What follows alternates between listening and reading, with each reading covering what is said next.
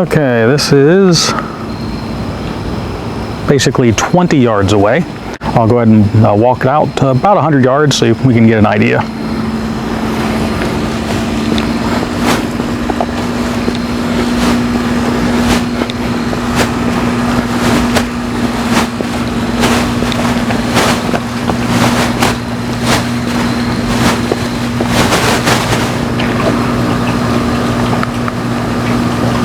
Okay, this is at 41 yards, so we'll keep going. Okay, I'm doing a voiceover at this point. I was not aware that the microphone was going to get so staticky as I started to move farther away like this. So I'll go ahead and kind of run through this as I was going. At this point, I'm about 50 yards away. You can see the bright light from the laser, the IR laser that's on the rangefinder. That's what's making that bright white flash. And at this point, I was pretty much out of range for the microphone. The static had gotten so bad, that's why I'm doing this voiceover. So you can, I have the various markers as I got to them here. At this point, it looks like I am roughly at the 75-yard point. Now, if you notice, you can really only see me on the digital IR mode because I'm backlit by some streetlights that are about 100 yards out. Otherwise, you wouldn't be able to see me at all. On the thermal side, you can still make out that it's a person. You'd have no idea of who the person is, of course, but you can make out that it is an upright walking something or other at that range. So we'll be coming up here pretty soon on about 100 yards, and at the 100-yard point, you can still make out on the thermal side that it's a person, although you would have no hope of really being able to identify them at all. You'd just be able to identify it is a person or something at least that's about that tall. Now, a couple things on the cameras themselves. The thermal image, it looks like I'm farther away because everything's a little bit smaller. That's just because the thermal sensor is not as big as the IR sensor on the camera. The cameras are actually, they're side by side, and so I'm the exact same distance away. So that's what's causing that.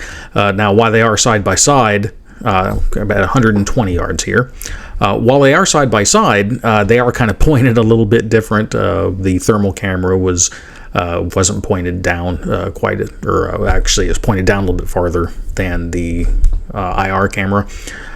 So that caused a little bit of a difference on that. So at this point, I kind of disappear on the thermal camera. That's because there was a tree that I was having to go around, that I show up again here once I get it from around the tree.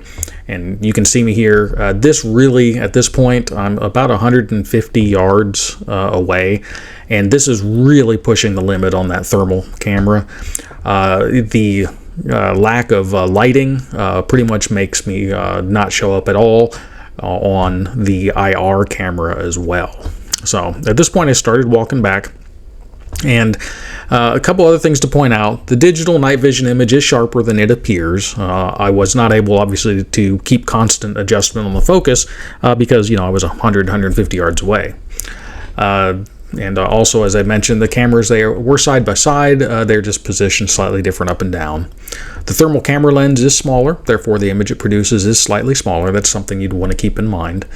The onboard IR camera does not have the punch to push out much farther than about 30 yards if there is a brighter light source it has to compete with. So in an urban environment, streetlights, things like that, are going to blow out your image and make darker areas be more shadowed. That's just a reality with any type of vision equipment, really. The thermal sensor can detect to about 150 yards, but identification range is realistically more in the 75 to 100 yards to be able to verify it is sort of like a human as opposed to some other animal creating heat. We do have a rural setting planned as soon as we can, weather permitting, to be able to test things as far as in more of a rural environment without the light pollution from streets. So I hope this video was helpful. If you liked the video, please hit the like button and subscribe if you want to continue to see more like this. And as always, until next time, stay safe.